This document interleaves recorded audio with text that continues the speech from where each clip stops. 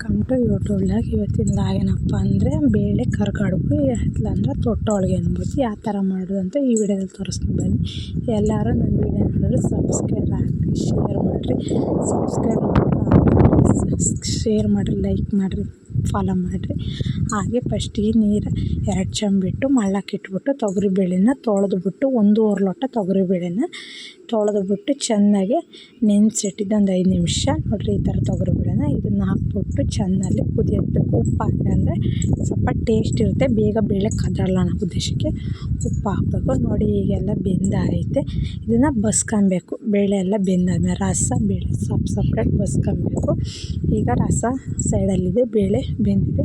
ಆ ಬೇಳೆಗೆ ಬೆಲ್ಲ 1.5 ಲೋಟ ಬೇಳೆಗೆ 2.5 ಲೋಟ 2 ತುಂಡಾಗಿ 2.5 ಲೋಟದಷ್ಟು ಬೆಲ್ಲ ಹಾಕಿ, ಹಾಗೆ ಅದಕ್ಕೆ ಏಲಕ್ಕಿ ಶುಂಠಿ ಹಾಗೆ ತುರಿದಿರೋ ಕಾಯಿ ಹಾಕ್ಬಿಟ್ಟು ಚೆನ್ನಾಗಿ ಕುದಿಸ್ಬೇಕು.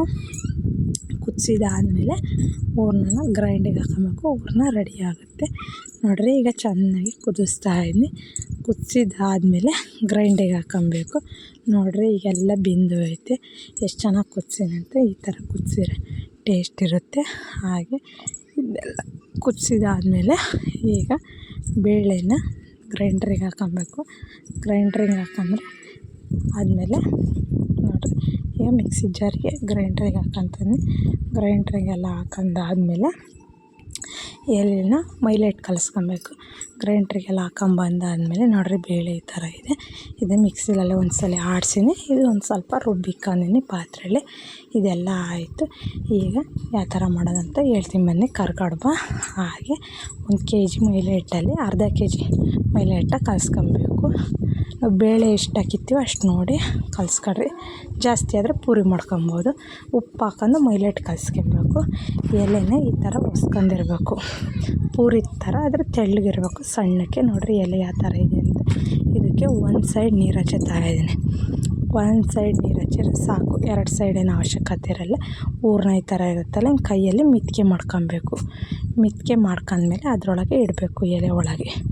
ನೋಡಿರಿ ಈಗ ಮಿತ್ಕೆ ಮಾಡ್ಕೊಂಡೆ ಎಲೆ ಒಳಗೆ ಇಟ್ಕೊಂಡು ಒಂದು ಸೈಡು ನೀರು ಹಚ್ಚಿರ್ಕ ಒಂದು ಸೈಡ್ ಹಚ್ಚಿಟ್ನಾಗ ಅದಕ್ಕೆ ಈ ಥರ ಹಿಂಗೆ ನಾನು ಫೋಲ್ಡ್ ಮಾಡೋ ಥರ ಫೋಲ್ಡ್ ಮಾಡ್ಕೊಂಡ್ರೆ ಕರ್ಗಡ್ಬ ಆಯಿತು. ಏನಾಗಲ್ಲ. ಎಲ್ಲ ತುಂಬಿಟ್ಕೊಬೇಕು ಒಂದು ಸಲಿನೇ. ನೋಡಿರಿ ಈಗೆಲ್ಲ ಎಲೆ ಎಲ್ಲ ಒಂದು ಸೈಡ್ ನೀರು ಹಚ್ಚಿದ್ದಲ್ಲಿ ಒಂದು ಸೈಡ್ ಹಚ್ಚಿಲ್ಲ. ಹೂರ್ಣ ಇಟ್ಕೊಂಡು ಎಲೆನ ಈ ಥರ ಹೂರ್ಣನ ಕೈಯಲ್ಲೇ ಇದನ್ನ ಮಾಡ್ಕೊಬೇಕು, ಮಿತ್ಕೆ ಮಾಡ್ಕೊಬೇಕು. ಹಂಗಾರೆ ಹೊರಗಡೆ ಹೋಗಲ್ಲ, ಚೆನ್ನಾಗಿರುತ್ತೆ. ಈಗ ಆ ಎಲೆನ ಈ ಎಲೆಗೆ ಜೋಡಿಸಿ ಈ ಥರ ಕ್ಲೋಸ್ ಮಾಡಬೇಕು. ಕ್ಲೋಸ್ ಮಾಡಿದರೆ ಏನು ಅರಿಯಲ್ಲ, ಹೊರಗಡೆ ಹೂರ್ಣ ಬರಲ್ಲ. ಹಾಗಾಗಿ ನೋಡಿ ಈ ಥರನೇ ನೀಟಾಗಿ ಮಾಡಬೇಕು. ಇಲ್ಲ ಅಂದರೆ ಹೂರ್ಣ ಹೊರಗಡೆ ಬಂದರೆ ಇದು ಕರಿಬೇಕಾದ್ರೆ ಎಣ್ಣೆ ಎಲ್ಲ ಈ ಥರ ಹೊರಗಡೆ ಕರ್ಗಾಗುತ್ತೆ. ನೋಡಿರಿ ಎಲೆ ಎಲ್ಲ ತುಂಬಿಟ್ಕೊಂಡಿನಿ. ಈಗ ಎಷ್ಟು ಚೆನ್ನಾಗಿ ತುಂಬಿನಿ ನೋಡಿರಿ.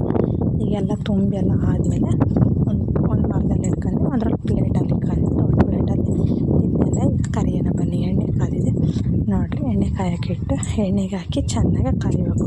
ಕಲರ್ ಚೇಂಜ್ ಆಗೋವರೆಗೂ ಚೆನ್ನಾಗಿ ಕರಿಬೇಕು. 2 ಸೈಡು ಚೆನ್ನಾಗಿ ತಿರುವು ಹಾಕಬೇಕು. ಹಂಗಾರೆ ಚೆನ್ನಾಗಿ ಬೆಂದಿರ್ತದೆ. ಅಲ್ಲೇ ತನಕ ಕರಿಬೇಕು. ನೋಡಿರಿ ಈಗ ಒಂದೊಂದೇ ಬಿಟ್ಟೆ ಈಗ ತಿರುವು ಹಾಕ್ತಾಯಿದ್ದೀನಿ.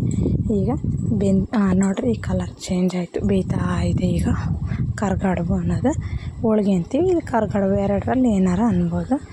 ಈಗೆಲ್ಲ ಕರ್ದಾದ್ಮೇಲೆ ಇದನ್ನು ತೆಗಿಬೇಕು. ಇನ್ನು ಸ್ವಲ್ಪ ಬೇಯಬೇಕು. ಎಲೆ ಎಲ್ಲ ಚೆನ್ನಾಗಿ ಬೆಂದಿರಬೇಕು. ಊಟ ಬೆಂದಿರುತ್ತಲ್ಲ ಜಾಸ್ತಿನೇ ಒಂದು ಸ್ವಲ್ಪ ಕಲರ್ ಚೇಂಜ್ ಆಗೋವ್ರಿಗೆ ಎಲೆ ಫ್ರೈ ಮಾಡಬೇಕು. ಅಲ್ಲೇ ತನಕ ಕರ್ಗಡ್ಬು ಕರಿಬೇಕು. ಚೆನ್ನಾಗಿ ಕಲರ್ ಚೇಂಜ್ ಆಗೋವರೆಗೂ, ಬ್ರೌನ್ ಕಲರ್ ಬರೋವರೆಗೂ ಮಿಕ್ಸ್ ಮಾಡಿ ಬೇಯಿಸ್ಬೇಕು. ನೋಡಿರಿ ಈಗ ಬ್ರೌನ್ ಕಲರ್ ಬಂದಿದೆ. ಈಗ ಎಲ್ಲ ಬೆಂದಾದ್ಮೇಲೆ ಒಂದೊಂದೇ ತೆಗೆದು ಪ್ಲೇಟಿಗೆ ಹಾಕೊತಾ ಇದ್ದೀನಿ. ಕರ್ಗಡ್ಬು ಚೆನ್ನಾಗಿರುತ್ತೆ. ಭಾಳನೂ ಹಾಕ್ತೇವೆ. ತೊಟ್ಟೊಳಗೆ ನಮಗೆ ಅಷ್ಟಕ್ಕೊಂದು ಬರೋಲ್ಲ ಮಾಡೋಕ್ಕೆ. ಇವಾದರೆ ನಮ್ಗೆ ಇಷ್ಟ, ನಾವು ಹಂಗಾಗಿ ಇವನ್ನೇ ಮಾಡ್ತಾಯಿದ್ದೀನಿ. ನೋಡಿರಿ ಈಗೆಲ್ಲ ಬೆಂದಾಯಿತು. ಈಗ ಒಂದೊಂದೇ ತೈತಾನೆ ಕಲರ್ ಚೇಂಜ್ ಆಗೋವರೆಗೂ ಅಲ್ಲಿವರೆಗೂ ಬೇಯಿಸ್ಬೇಕು. ಹಂಗಾರೆ ಕರ್ಗಡ್ಬು ಚೆನ್ನಾಗಿರುತ್ತೆ ಟೇಸ್ಟ್. ಇದು ಎಲ್ಲರೂ ಮನೆಯಲ್ಲೇ ಮಾಡ್ಕೊಂಡು ತಿನ್ಬೋದು. ಹೋಳ್ಗೆ ಅಂದರೆ ಇದನ್ನೇ ನಾವು ಇದಕ್ಕೆ ತುಪ್ಪನಾರ ಹಾಕೊಂಡು ತಿನ್ಬೋದು, ಕಾಯಿ ಎಲ್ಲಾರ ಹಾಕೊಂಡು ತಿನ್ಬೋದು. ನೋಡಿರಿ ಎಷ್ಟು ಚೆನ್ನಾಗಿ ಹೋಳಿಗೆ ಆಗಿದೆ ಕರ್ಗಡ್ಬು. ಎಲ್ಲರೂ ಸಬ್ಸ್ಕ್ರೈಬ್ ಆಗಿರಿ, ಶೇರ್ ಮಾಡಿರಿ, ಫಾಲೋ ಮಾಡಿ ಪ್ಲೀಸ್. ಎಲ್ಲರೂ ಸಬ್ಸ್ಕ್ರೈಬ್ ಮಾತ್ರ ಆಗಲೇಬೇಕು. ನಾನು ಭಾಳ ವೀಡಿಯೋ ಮಾಡೀನಿ, ಸಬ್ಸ್ಕ್ರೈಬ್ ಆಗಿಲ್ಲ. Thank you, bye by.